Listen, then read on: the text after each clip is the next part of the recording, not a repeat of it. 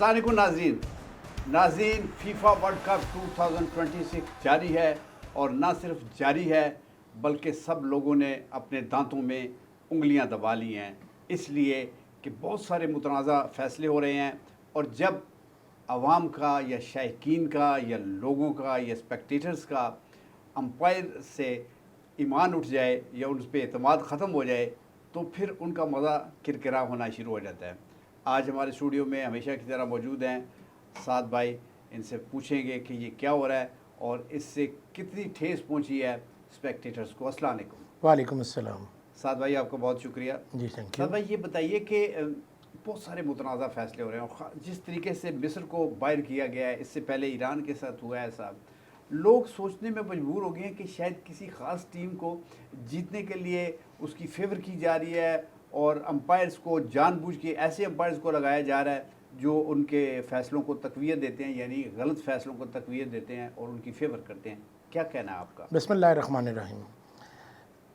World cup का जो मेला है हर साल 4 साल बाद मुनक्किद होता है, लेकिन अनफॉर्चुनेटली इस दफ़ा इस मेले को कुछ फ़ैसलों ने ख़ासा मुतनाज़ा बना के इसका मज़ाक कर दिया, जिसकी बेहतरीन मिसाल जिस तरह भी आपने दी कि मिस्र के मैच में जो कुछ किया गया उसके ऊपर काफ़ी उंगलियां उठ रही हैं।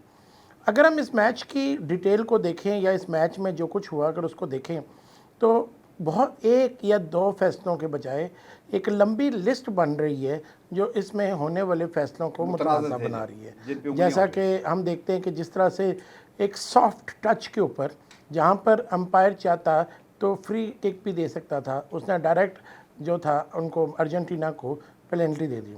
इसी तरह जब उनका मिस्र ने दूसरा गोल किया और उस गोल के में बाल छीनने के बाद मार्टिनेस से बाल छीनी गई और हसान गेंद को लेके गया, सलाह को पास दिया और उसके बाद ज़ीको ने गोल किया, तो उस सारे प्रोसेस के बाद अंपायर ने VAR से रुजू किया।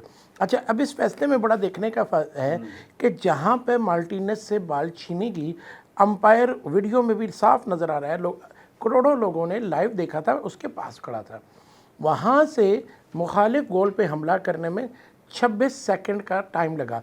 अंपायर ने कहीं फील नहीं किया कि कहीं उसको फाउल देना चाहिए और वो उस गेंद के साथ मूव करता हुआ जब तक कि वो गोल हो गया उसने विसल कर दी कि गोल हो गया, और एक दूसरा लाइनमैन जो उस साइड भी होता है वो साथ साथ दौड़ा था कि कोई और फाउल हो, लेकिन उसके बाद VAR की इंटरप्शन आई। इसके ऊपर चले मान लेते कि गलत हो गया फैसला, फाउल हो गया, सेम ऐसा ही फाउल अर्जेंटीना ने किया। ठीक है, ये तो सारे लोगों ने देखा, आपने भी देखा, मैंने भी देखा और सब इस बात को सोचने में मजबूर थे। अब ये बताएं कि इसमें इसका क्या असरात क्या होंगे, इन गलत फैसलों के, फुटबॉल की जो मोहब्बत है लोगों के दिलों में उसके ऊपर क्या असर? देखें, बहुत बहुत बहुत बहुत ज़्यादा बुरे असरात आ रहे हैं और बहुत ज़्यादा शफाफियत पे, बहुत ज़्यादा इस वक्त फीफा के किरदार पे और इन्फेंटिनो जो कि फीफा का प्रेसिडेंट है उसके किरदार पे और उसकी अपॉइंटमेंट के ऊपर बहुत ज़्यादा एतराज़ात हो रहे हैं।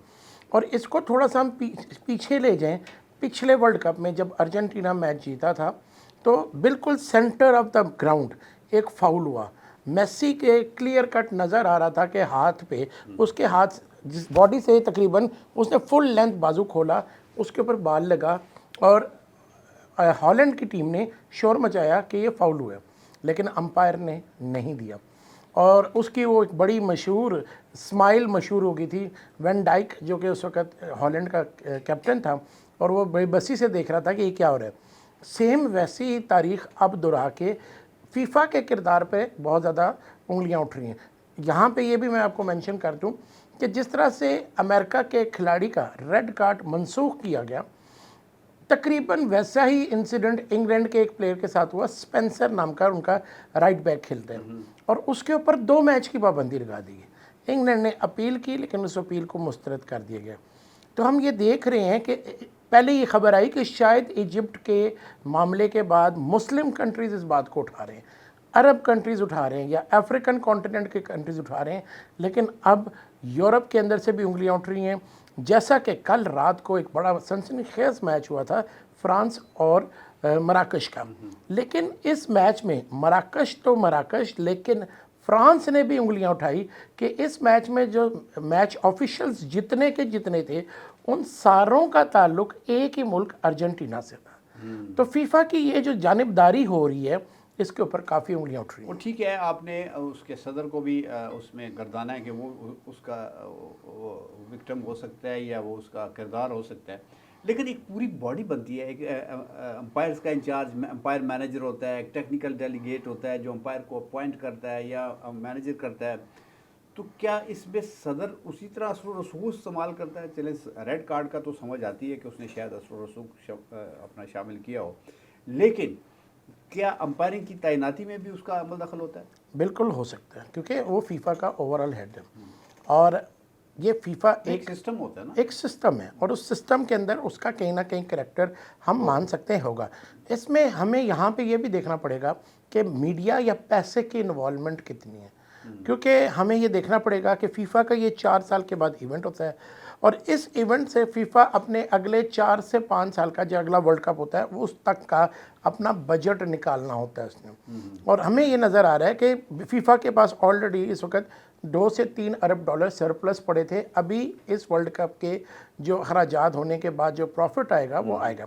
फीफा एक नॉन प्रॉफिट बॉडी है, मैं अपने नाजरीन के लिए बता दूं, और इसका मकसद ये होता है कि जितनी इनकम आती है मेंबर्स होते हैं, मेंबर्स हैं उनके ऊपर sponsorship खर्च होती किया है, जाए, टीवी राइट्स होते हैं, वो उनसे इनको पैसा मिलता है और ये जो मेंबर्स पे खर्च करते हैं। लेकिन जो अब एतराज़ात उठ रहे हैं उसमें ये एतराज़ात उठ रहे हैं कि ठीक है आप सब कुछ ठीक कर रहे हो, लेकिन क्या आप कुछ मखसूस कंट्रीज़ को, स्पेशली जो बहुत बड़ा ज़्यादा नाम लिया जा रहा है अर्जेंटीना को या मेसी को तो नहीं सपोर्ट कर रहे?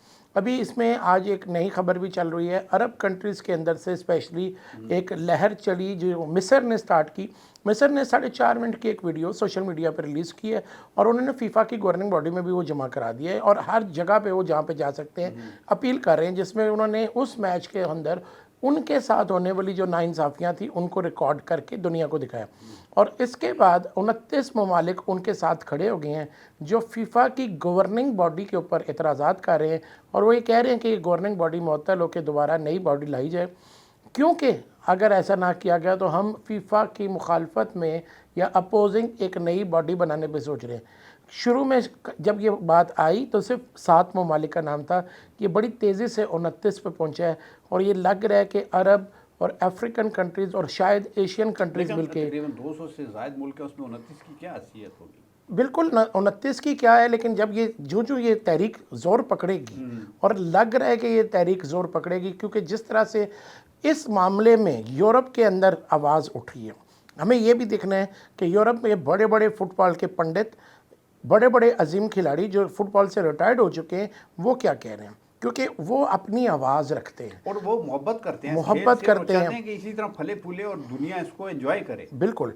और उसको हम देखते हैं कि वो क्या कह रहे हैं, तो उसमें हमें ये नज़र आ रहा है कि वो कह रहे हैं कि कहीं ना कहीं दानिस्ता या गैर दानिस्ता तौर पे जो फेवरेटिज्म चल रही है ये फुटबॉल की खूबसूरती को गिना रही है। बिल्कुल सही, बिल्कुल सही। चले, ये तो इस तरह चलता रहेगा और इसके क्या असरात होते हैं इसको हमें थोड़ा इंतज़ार करना पड़ेगा, लेकिन मैचेस भी उसी तवातर से जारी हैं और तकरीबन सेमीफाइनल मराइल आने वाले हैं।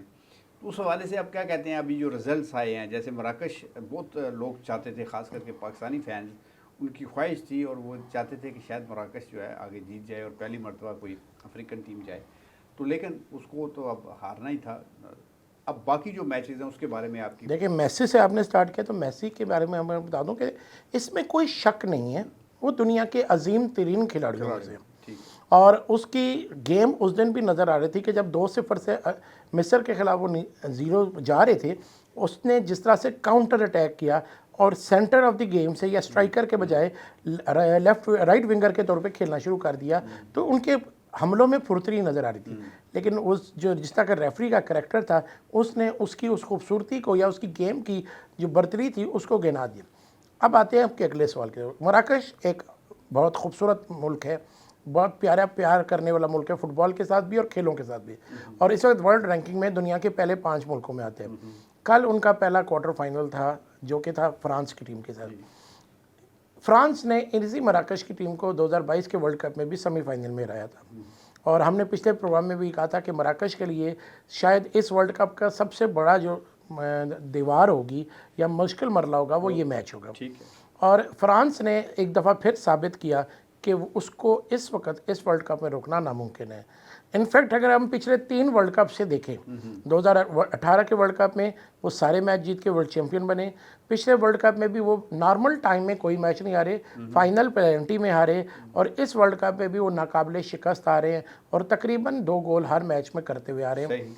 और इसी वजह से कल जब मैच ख़त्म हुआ और मराकश के कोच से ये पूछा गया कि आप इस मैच के बारे में क्या कहते हैं, तो उन्होंने कहा था कि फ्रांस की जो इस वक्त अटैक है ये दुनिया का मुश्किल तरीन अटैक है। और डिफेंस भी अच्छा है उनका। डिफेंस तो अच्छा ही है। उन्होंने कहा कि हमने प्लान किया था कि एम्बापे को रोकेंगे, लेकिन जब आप एम्बापे पे 2 खिलाड़ी कर दें या एम्बापे को रोकेंगे तो उस्मान डेम्बले आ जाता था। आप कहते हैं कि आप उस्मान को रोक दें तो उनके बाद ओलीसे आ जाता है। अच्छा, इसमें एक और उनकी डिफेंस से ज़्यादा हमें ये देखना पड़ेगा कि वो किस फॉर्मेशन से खेल रहे हैं। वो 4-2-3-1 से खेल रहे हैं। ठीक है। 3 अगर हम डिफेंडर्स 4 को छोड़ दें, मिडफील्ड में टोशी मैनी को खिलाया हुआ है, रैबियट को खिलाया हुआ है। ये 2 बंदे उनकी पूरी टीम को इस वक्त लेके चल रहे हैं। ये डिफेंस को भी करते हैं और डिफेंस भी करते हैं, अटैक पे भी जाते हैं। जिस वक्त इनकी टीम पे अटैक होता है ये दोनों प्लेयर चीते की तरह पहले पहुंच जाते हैं। अटैक करना होता है ये डी के अंदर फ्री मूवमेंट कर रहे थे, और उस इनसे आगे जो 3 प्लेयर हैं, डोय, ओलीसे और ओस्मान डेम्बले, ये तीनों फीड कर रहे हैं किसको? इस वक्त के अजीम तरीन प्लेयर एम्बापे को। एम्बापे जो है मुखालिफ टीम के जो उनके जो डिफेंडर्स होते हैं उनके लिए एक मुसीबत बना हुआ है कि वो राइट की तरफ दिखाता है जा रहा है, वो राइट होते हैं तो वो लेफ्ट की तरफ चला जाता है, और उसकी इस मूवमेंट की वजह से उसके बाकी खिलाड़ियों को भी मौका मिल जाता है। एम्बापे की बात की आपने, मजीद मैचेस पे, मजीद टीमों पे आ जाएं ज़रा। आज जो हैं 2 बड़े मैच हैं। एक मैच है इंग्लैंड वर्सेस नॉर्वे। 3 लायंस, बता दूं कि जब आप ये वीडियो देख रहे होंगे तो उस वक्त इन मैचों का फैसला हो चुका होगा। बिल्कुल। 3 लायंस वर्सेस वाइकिंग्स इस मैच को कहा जा रहा है। नॉर्वे की टीम बहुत हौसलामंद है, इसमें कोई शक नहीं कि दुनिया के अगर इस वक्त मौजूदा बड़े खिलाड़ियों को देखा जाए, अगली जनरेशन को रोनाल्डो और मेसी के बाद देखा जाए तो एम्बापे के बाद जो दूसरा बड़ा नाम आता है वो अर्लिंग हालैंड आता है। उसने बड़ा अच्छा खेला और बहुत अच्छा माशाल्लाह खेल रहा है। 4 मैचों में वो 7 गोल कर चुका है, जहाँ के उसके बाकी सारे खिलाड़ी 5 या 6 मैच खेल चुके हैं। हम ये देखते हैं कि इसके कोच ने इसको क्वालिफाइंग राउंड में जो था पहला राउंड, उसमें तीसरा मैच नहीं खिलाया था, 1 मैच कम खेल के इसने बाकियों के बराबर या 1 आध गोल कम किया हुआ है। तो ये बहुत अच्छी फॉर्म में है, लेकिन इसकी फॉर्म हमेशा से इस तरह है।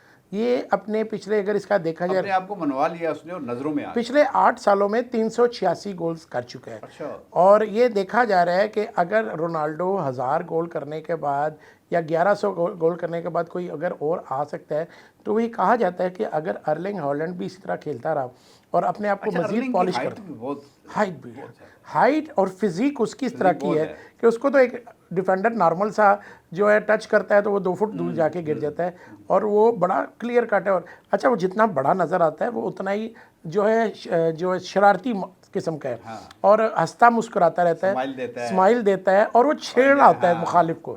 तो आज जो मैच है ये बड़ा टेक्निकल मैच होने वाला है।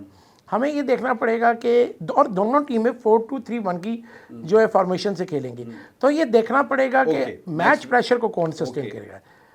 अगला मैच आ जाएगा आज स्पेन और बेल्जियम का। ये मैच 19-20 के फ़र्क से मैं समझता हूँ कि स्पेन के हक में जाएगा। स्पेन के पास जो है बेंच प्रेस जो स्ट्रेंथ है वो अच्छी है, और लमीन यमाल उनका जो है वो इस वक्त एक उभरता हुआ खिलाड़ी है, बार्सिलोना की तरफ से खेलता है और इंतहाई खूबसूरत। लेकिन बेल्जियम भी कुछ कर सकती है। बेल्जियम की मिडफील्ड जो इस वर्ल्ड कप में खेल रही है, और केविन डी ब्राउन से जो उम्मीदें थी उसके बजाय टेलिसमैन जो गेम कर रहे हैं, उसके बाद ये हम देख सकते हैं कि बेल्जियम अपसेट कर सकती है। और कल एक आखिरी मैच होना है अर्जेंटीना वर्सेस स्विट्ज़रलैंड का। अर्जेंटीना के ऊपर मैं ये समझता हूँ कि पिछले 2 मैच इंतहाई क्लोज जाने के बाद एक तरह का प्रेशर होगा। अच्छा। स्विस ऑल इन ऑल जाएंगे और वो अपना डिफेंस टाइट रखेंगे। पिछले 2 मैचों में उन्होंने क्लोज मार्जिन से 0-0 पे जाके जीता, बल्कि पिछला मैच उन्होंने कोलंबिया के ख़िलाफ़ बड़ा ही मुश्किल मैच था, उन्होंने न सिर्फ ड्रॉ किया बल्कि पेनल्टी पे जीता। लेकिन मैं ये समझता हूँ कि जब प्रेशर आएगा तो बड़े खिलाड़ी खुल के आते हैं। अर्जेंटीना इस मैच को जीतता हुआ नज़र आ रहा है। ओके साद भाई, बहुत शुक्रिया आपका। Thank you. और नाजरीन आपका बहुत शुक्रिया। वही बात है कि देखना है, अभी चंद दिन रह गए हैं कि कौन इस ताज को पहनता है और अपने मुल्क में जाके अपनी आवाम को खुश करता है। लेकिन फीफा पे ये ज़िम्मेदारी आयद होती है कि इस मोहब्बत को, इस रोमांस को जो आवाम का और शायकीन का फुटबॉल के साथ है, उसको ख़राब ना होने दे और ऐसे स्टेप ना ले जिससे शक व शुबे को ज़्यादा हवा मिले और लोग इस स्पोर्ट से दूर हो जाए। अपना बहुत सारा ख्याल रखिएगा, हमारे चैनल को सब्सक्राइब कीजिएगा, लाइक कीजिएगा, शेयर कीजिएगा। इजाज़त चाहेंगे। पाकिस्तान जिंदाबाद।